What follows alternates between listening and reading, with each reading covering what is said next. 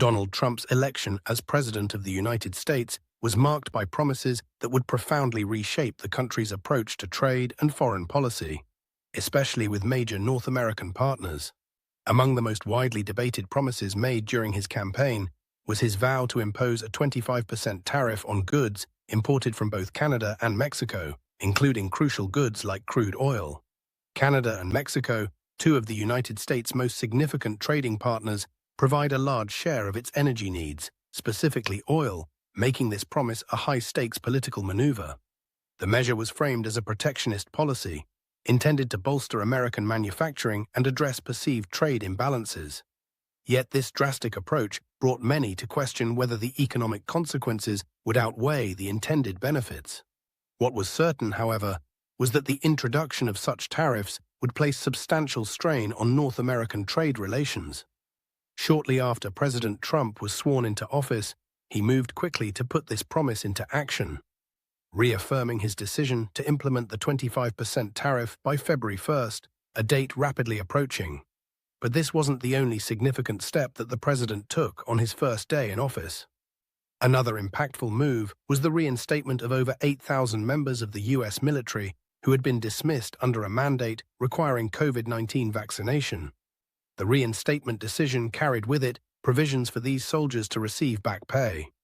While this executive action was seen as a victory by some, others voiced concerns that it could undermine public health policy in the military and send a dangerous message about the country's COVID-19 response moving forward. In parallel, President Trump issued several orders to address the issue of illegal immigration, drug trafficking, and human smuggling along the U.S.-Mexico border. The decision to deploy U.S. military personnel to the southern border sparked concern over the militarization of the situation and led to diplomatic challenges between the U.S. and Mexico. At the same time, President Trump made the controversial call to designate Mexican drug cartels as foreign terrorist organizations, positioning them as enemies to American security and further straining relations with neighboring countries. Yet among the most contentious decisions made was the U.S. withdrawal from the Paris Climate Agreement, a global accord aimed at mitigating climate change. In addition to withdrawing from the agreement, the president reversed restrictions on fossil fuel extraction and greenlit offshore oil drilling operations that had previously been blocked. The public outcry from environmental groups was swift and widespread as concerns grew about the environmental repercussions and the ramifications for sustainable energy development in the U.S. This move was met with fierce pushback as climate activists and other nations saw it as a significant setback in the global effort to tackle the growing climate crisis. Alongside climate and foreign policy decisions, one of the most highly publicized issues centered around President Trump's controversial pardons for those involved in the January 6th Capitol attack. The decision to issue pardons to some of the individuals charged with participating in the attack quickly turned into a political firestorm. Critics feared it sent the message that the violence and rebellion against the U.S. government could go unpunished, undermining faith in the country's political and legal systems. The new administration also targeted what it deemed radical political ideologies as part of a broader sweeping reversal of policies put in place by the previous government. These actions included rescinding a number of executive orders that were designed to address issues like diversity, equality, and race relations. The move to roll back these initiatives raised concerns among civil rights groups who argued that such decisions could weaken protections for historically marginalized communities. On another controversial front, President Trump signed the Defending Women from Gender Ideology Extremism and Restoring Biological Truth executive order, a decision aimed at restricting federal agencies from recognizing anything other than the traditional biological definitions of gender. The decision, which stood in stark contrast to policies adopted during previous administrations, struck a blow to transgender and non-binary individuals who had relied on government protections. The move, which denied the right to self-identify as a particular gender, was met with widespread criticism from LGBTQ+ advocates who saw it as a direct attack on their rights and existence. In addition to a barrage of domestic policies, President Trump ordered the United States to formally exit the World Health Organization, WHO. The withdrawal was prompted by ongoing frustrations with the way the WHO had handled the COVID-19 pandemic and dissatisfaction with the agency's perceived level of political influence. Public health experts warned that such an exit would weaken global coordination efforts to fight health crises and put the US at odds with other nations working to fight pandemics collectively. This video closely examines one specific aspect of these executive moves, namely the proposed tariffs targeting Canadian and Mexican imports, and how they could disrupt the carefully constructed trade networks that connect North America. We delve into how these decisions could shake the energy market in the US, as well as retaliatory actions that could be taken by its neighboring countries. Canada is one of the United States' largest oil suppliers, providing about 3.8 million barrels of crude oil per day, over 50% of total US imports. Mexico, a key secondary supplier, adds another significant share to the US energy mix. The implications of President Trump's proposed tariffs were far-reaching. With oil prices likely to surge as supply chains from Canada and Mexico were disrupted, American businesses could face increased production costs. It became clear that higher costs could be passed on to consumers, straining families across the country with more expensive gas, electricity, and heating oil. Should tariffs be imposed, Canadian officials are expected to retaliate.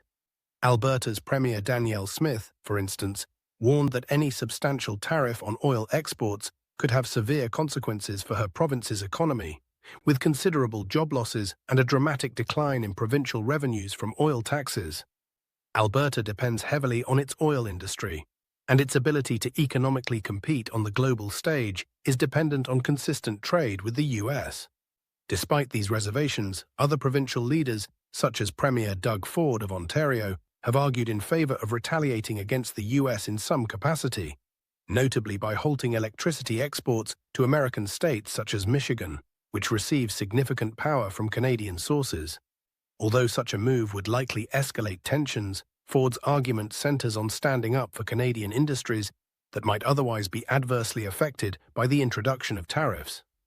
Prime Minister Justin Trudeau has adopted a diplomatic approach, seeking to avoid a full-blown trade war while keeping all options on the table. While Canada explores alternative routes to protect its economy, such as through selective tariffs on US goods like aluminum and steel, the government is determined to shield key sectors like energy, where oil exports to the US make up a substantial portion of trade revenue. Trudeau's efforts have included looking into expanding energy exports beyond the US, notably toward Asia, through projects like the Trans Mountain Pipeline expansion, which could provide a buffer to reduce dependence on American energy demands in the long run. Beyond oil, Canada's diversified push to embrace renewable energy also fits into this larger narrative. Developing non-fossil fuel energy sources presents a pathway not only for environmental sustainability, but for safeguarding against the volatility of the oil market. Further complicating matters, Mexico too has considered countermeasures, potentially introducing its own tariffs on US goods, such as agricultural exports.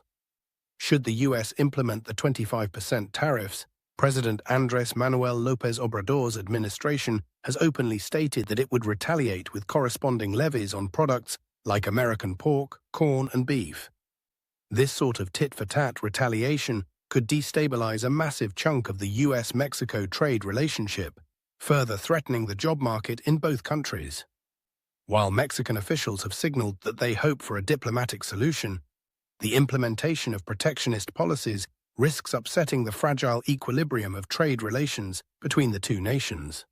Likewise, with threats of retaliation looming, businesses on both sides of the border would find themselves grappling with shifting cost structures and uncertainty about market access. Critical American manufacturers, which have established extensive production chains linked with Mexico, are especially vulnerable. For now, Mexico is working on a Mexico plan, which seeks to reduce its reliance on the US through expanded trade with other nations and a push to attract foreign investment in key sectors like automotive production and aerospace. The goal is to diversify Mexico's trade relations, reduce its trade deficit with the US, and focus on boosting production that will bring new economic stability in the face of potential tariff wars. Of course, if Mexico ultimately halts oil imports, this too would have significant repercussions for US consumers. States such as Texas, California, and Arizona, which depend heavily on oil supplies from Mexico, would likely see severe disruptions, leading to both higher energy costs and economic instability in areas crucial to American industry. The fallout from a potentially reduced oil supply, combined with retaliatory actions, underscores how delicate the global energy market can be. With Canada and Mexico constituting major components of U.S. energy trade, the dynamics of oil imports and exports become a crucial area of economic competition and national interest. The escalation of trade tariffs presents risks not just for energy prices, but for manufacturing industries as well, which rely on smooth and predictable supply chains to keep U.S. businesses competitive. Despite these impending challenges, there remains a cautious hope that diplomacy will prevail. However, the path forward isn't simple. Each of these retaliatory actions could have far-reaching consequences. Canada's potential move to introduce counter-tariffs on goods like U.S. oranges and steel shows the extent to which even seemingly trivial items could become instruments of global economic warfare. As both sides square off in an effort to reshape the flow of goods across North America. And as tensions rise, one question looms large. Can the political actors in the US, Canada, and Mexico resolve their differences without inciting major consequences for trade, employment, and the broader global economy?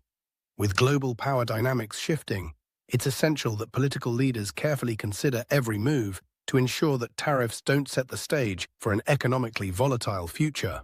Thank you for watching. If you enjoyed this content, remember to hit that like button and subscribe to our channel.